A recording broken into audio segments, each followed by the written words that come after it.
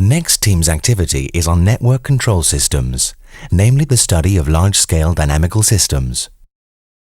Frédéric Agarin, researcher in the next team, will present Grenoble Traffic Lab, an experimental platform for advanced traffic monitoring, forecasting and control.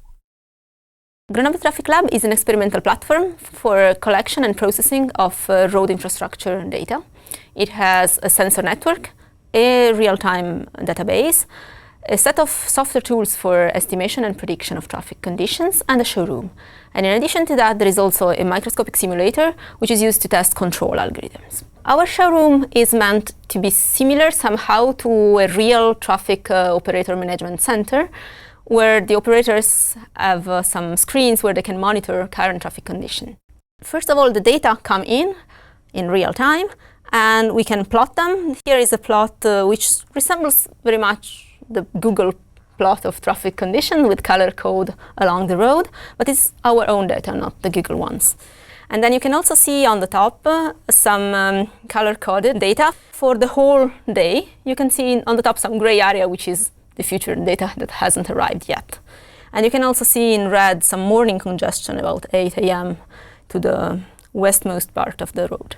We are also saving a database of historical data for several months. So one can just go and click and see some past data for some day.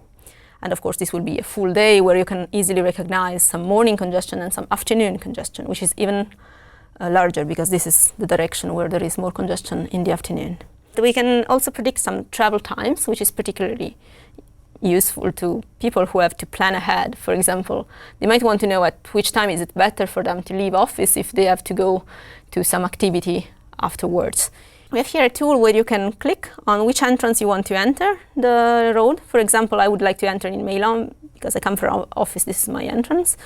And then some exit, maybe this one, which more or less is to go downtown. And I can either click on which time I would like to enter, and it will tell me at which time it's likely that I get out, or vice versa. I can say I would like to be there by that time, when should I best exit. We can also do the same sorts of prediction in some past day. What is of interest is for checking against ground truth. We can do the prediction as if we didn't know anything more because we don't know what happens next, and then we check because we know what actually happened next. We can also compute some other indicators that might be useful. They are derived data. They're just computed starting from the speed and accelerations, and then they are estimations of the fuel consumption or of the pollutant emissions. And we have some pictorial view to show this either to operators or to users. In addition to this, we are also developing a simulator. And here we will see just a little example. This is not the rocade, this is an arterial road in the downtown. And we are controlling both the speed limit. It's different in different sections. You can see the cars maybe slowing down at some moment, and controlling the traffic light. And the purpose in this case is to try to avoid the stop-and-go behavior, trying to fluidify the traffic. The main interest is for society. We're trying to provide citizens better driving conditions. We're trying to give them accurate predictions based on which they can plan for their trips, in particular for their daily commuting from home to work. And even better, with the control of traffic, we're trying to improve, to reduce the congestions, and so to reduce the waste of time and money that goes with them, and to reduce the pollution that goes with them. More on the business side, there are lots of opportunities related to the exploitation of traffic data. There are lots of data, sensor networks like ours, and also floating car data from like GPS traces. And there are opportunities in building good software tools for the traffic operator centers, providing them some monitoring tools, prediction tools, and control tools.